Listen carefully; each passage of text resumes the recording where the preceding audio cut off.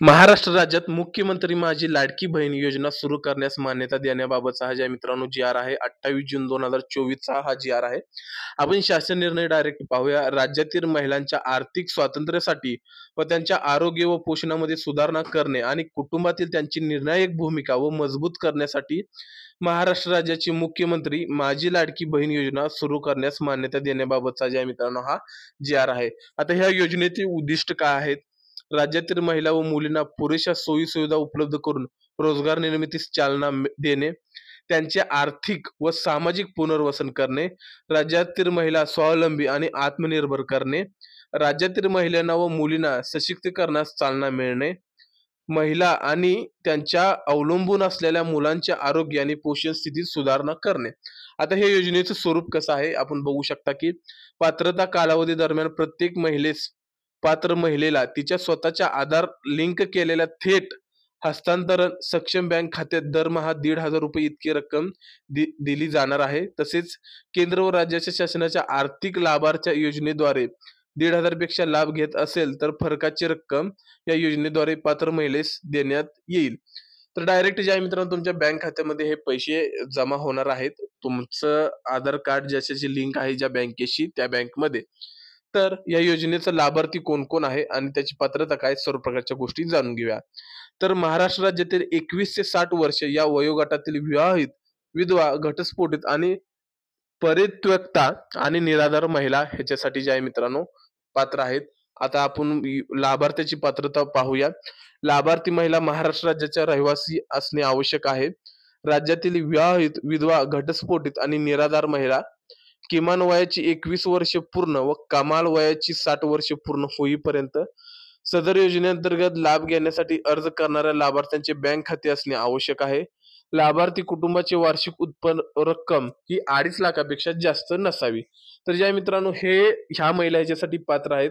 आता कोणत्या महिला ह्याच्यासाठी अपात्र आहेत याची सुद्धा इथे जे आहे मित्रांनो यादी आलेली आहे. ज्यांच्या कुटुंबाचे एकत्रित वार्षिक उत्पन्न 2.5 लाख रुपयापेक्षा जास्त आहे.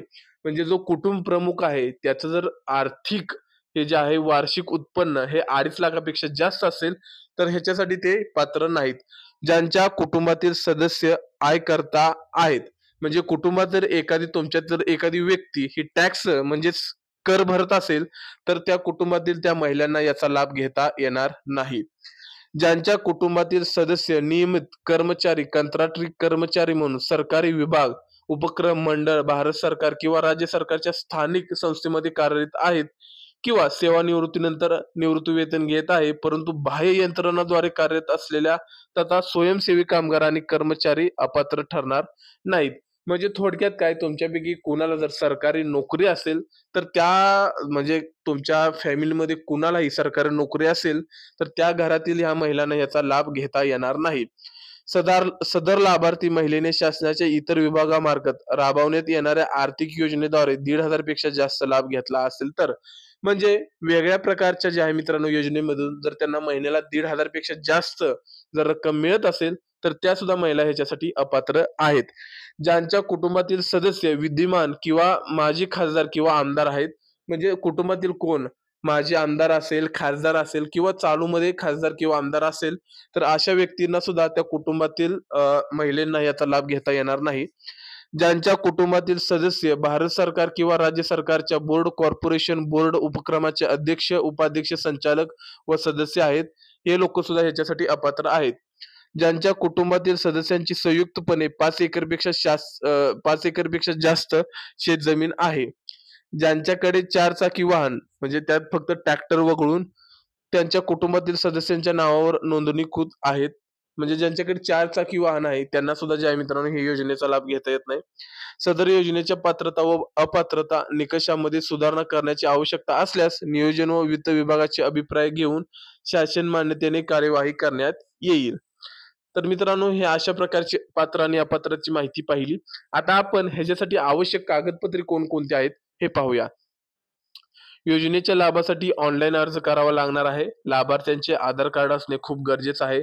महाराष्ट्र राज्याचे अधिवास प्रमाणपत्र, महाराष्ट्र राज्यातील जन्म दाखला, म्हणजे महाराष्ट्र राज्यातील एकतर अधिवास प्रमाणपत्र चालेल किंवा महाराष्ट्र राज्यातील जन्म दाखला सुद्धा चालेल. म्हणजे थोडक्यात तुमचा जन्माचा दाखला लागणार आहे. फक्त तुम्ही महाराष्ट्रातील जन्म तुमचा असणं गरजेचं आहे. सक्षम प्राधिकारी यांनी दिलेल्या कुटुंब प्रमुखाचा उत्पन्नाचा दाखला, म्हणजे तुमच्या कुटुंबातील जो प्रमुख व्यक्ती आहे त्याच्या उत्पन्नाचा दाखला हवा आणि त्यात 2.5 लाखापेक्षा उत्पन्न कमी असणं अनिवार्य आहे. 2.5 लाख किंवा 2.5 लाखापेक्षा कमी.